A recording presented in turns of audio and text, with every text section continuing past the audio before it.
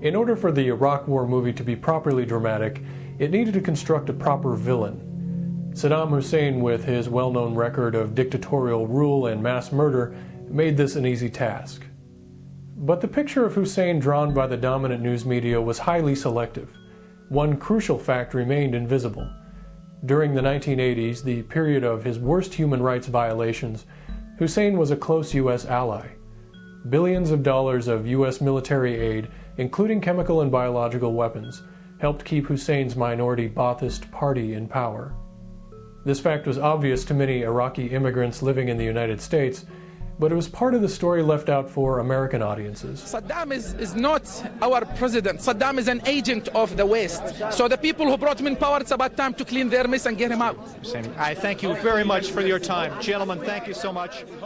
In 1990, Hussein disobeyed his American benefactors and invaded Kuwait. Thus began the long-term effort to replace him, perhaps with somebody as useful as the old Hussein. In a rare instance of historical reflection, Peter Jennings reminisced about this radical shift. From ally to enemy, an astonishing American relationship with Saddam Hussein over the last 20 years. It astonishes people who follow the region all these years of how the United States' relationship with him has changed in so many ways, and it will be a long and deeply integral part of the history that is written about this campaign. But this important fact was notably absent in the lead-up to the 2003 overthrow of the Iraqi government. This allowed the symbolic process known as demonization to begin in full. This process transformed Hussein from a local thug to public enemy number one in order to mobilize public support for the Iraq invasion. The first step in this process was the reduction of the war to a conflict between one good guy and one bad guy. This was often accomplished graphically by facing off photos of Presidents Bush and Hussein. Mr. Bush set a one-day deadline. He can either get rid of his weapons or the United States will disarm this man. Showdown Iraq. Do you use one bullet? Do you use a tank? Do you use an airplane? The contest had all the intrigue and trash talk of a grade school playground. This is not new rhetoric for him. I remember it vividly from 1991. He couldn't do it then. Can he do it now? To you, what do you think of Saddam's statements? We won the war. That's a lot of chutzpah, isn't it?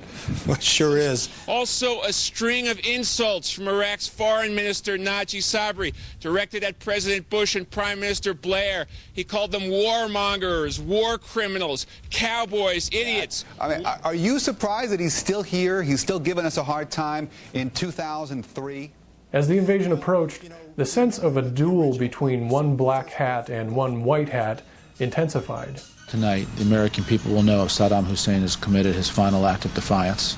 Countdown to war right now. Saddam Hussein running out of time to meet President Bush's deadline to step down. We are now 24 to 48 hours away from the start of the final battle with Saddam Hussein. And begin the showdown with Saddam. The President of the United States did indeed speak last night. He said Saddam Hussein and his sons have 48 hours to get out of town, and if they don't, we're going to take them down and take down the regime. With the president essentially giving Saddam 48 hours to get out of Dodge, war now seems all but inevitable. Before the deadline for Mr. Saddam Hussein to get out of Dodge. And a convoy of unidentified diplomats apparently getting out of Dodge. From Studio B, let's go to Steve Harris. One editorial cartoon captured this dominant framing of the war as an OK Corral shootout. The metaphor of the duel has a cost, however. This repeated framing directs our attention away from those who will be caught in the crossfire, the lives of soldiers, civilians, and future generations. Reducing the conflict to two characters limits our ability to imagine the consequences of war.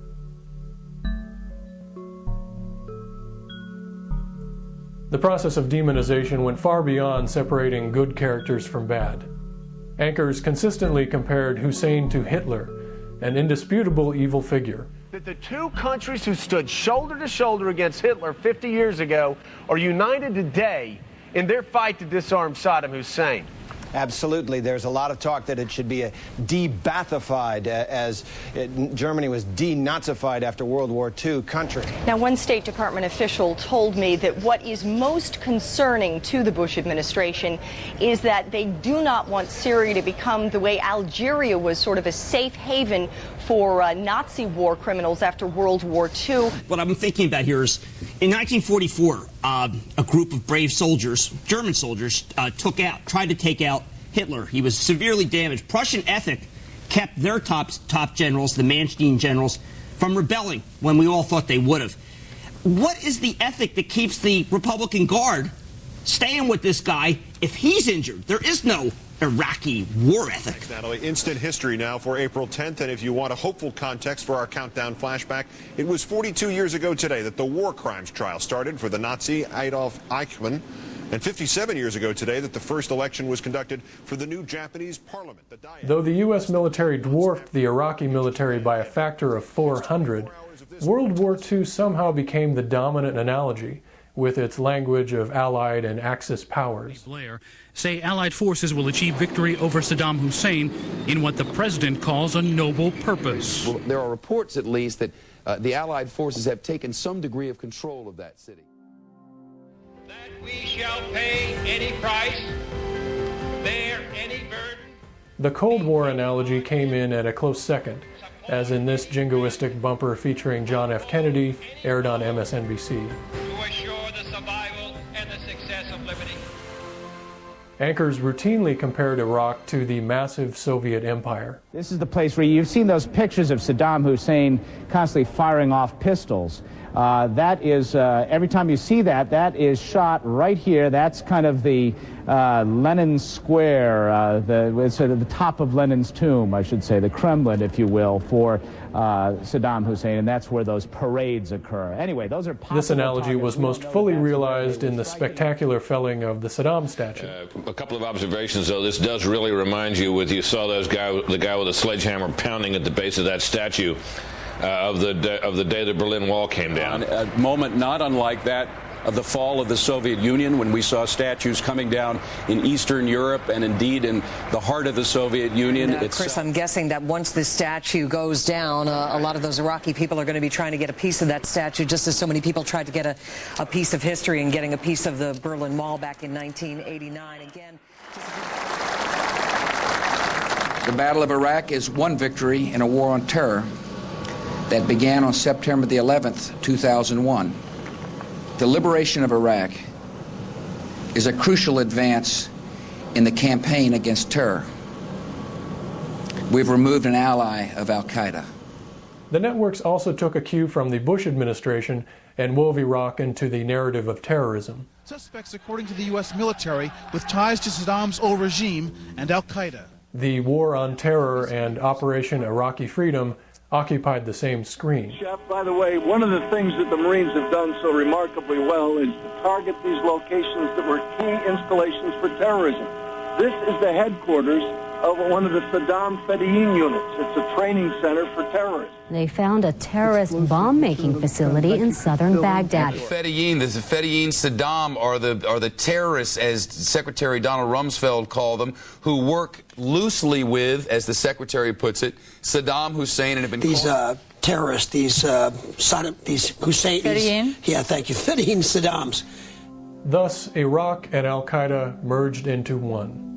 This presented a problem for embedded reporter Jim Axelrod as he stood befuddled by a painting of the New York City skyline in a bombed-out Iraqi barbershop. But it's not a trophy painting of the destroyed towers. It's more like some glorification of them. It's certainly bizarre. That's the only word that can come up. But that's not the only challenge to logic in Keffel. There was one challenge to logic back in the U.S., however. In August of 2004, a full 70% of the U.S. population believed that Iraq had a part in carrying out the 9/11 attacks. This in spite of the famous 9/11 Commission report, which announced just a month earlier that there was no connection between Iraq and al-Qaeda. Still in 2006, 85% of U.S. troops serving in Iraq believed their mission was in retaliation for Saddam's role in 9/11.